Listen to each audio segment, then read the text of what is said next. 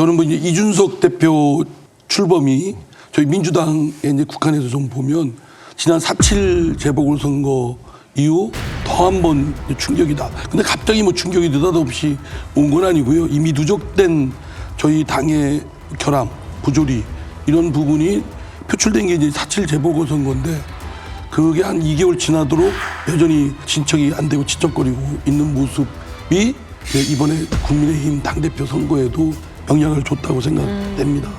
근데 이준석 당대표가 이제 출범을 하고 난 이후에 민주당의 모습이 우리도 이제 바뀌어야겠다라고 하는 기류와 기존의 모습을 더 강화해야겠다라는 기류 이렇게 더 나뉘어진 것 같은 외부에 보기에는 그렇거든요. 어떻습니까? 바뀌어야 되겠다는 생각은 다들 합니다. 네. 하는데 실제 행동이 중요하죠. 지난 4월 7일 서울 부산시장 재보궐선거에서 저희 민주당은 참패했습니다.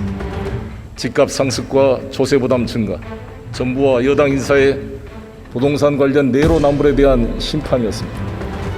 민주당의 당심과 민심에 괴리된 결정적 이유는 당내 민주주의와 소통의 부족이었습니다.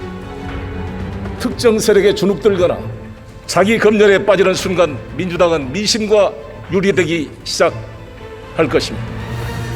그럼 어떻게 바꿀 것이냐. 그러면 자기가 갖고 있는 것도 놔야 될 형편도 있고 또 지금까지 당을 이끌었던 주류들이라고 해서 뭐 친문이다 이런 뜻이 아니고 네. 당의 의사결정에 주도적으로 관여했고 참여했던 사람들은 좀 비껴 있어야 네. 되지 않겠습니까? 그게 제가 이제 주변부와 중심부의 교체 이번에 국민의힘에서 보여줬던 그런 것들을 좀 더불어민주당에서도 보여줘야 되지 않는데 여전히 중심부가 그대로 유지되고 있는 형국이고 변화와 쇄신을 제일 앞서서 해야 되는 당임에도 불구하고 참 깝깝하다라는 것이 솔직한 고백입니다. 이게 뭐 한두 사람이 주장하고 뭐 해결될 문제는 아닌 것 같고요. 제가 비판을 시작한 게 거의 뭐 한 1년 반이 넘었잖아요.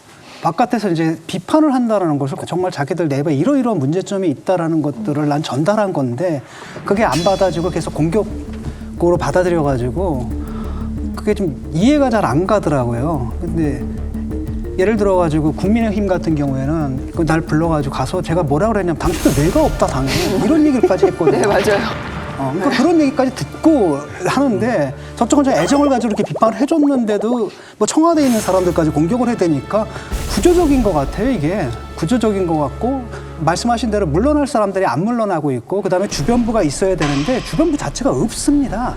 다 쳐냈잖아요. 뭐 금태섭 의원 내쳐버리고 이런 상황 속에서 도대체 어떻게 하려고 하는지 지금 뭐 어떤 희망이 보입니까? 어떻게 해야 됩니까? 지금 뭐 그런 움직임도 지금 안 보이는 것 같아요. 근데 교수님 지금 민주당 얘기가 아니라 좀 국민의힘 얘기를 좀 해주셔야 좀 되는데. 네.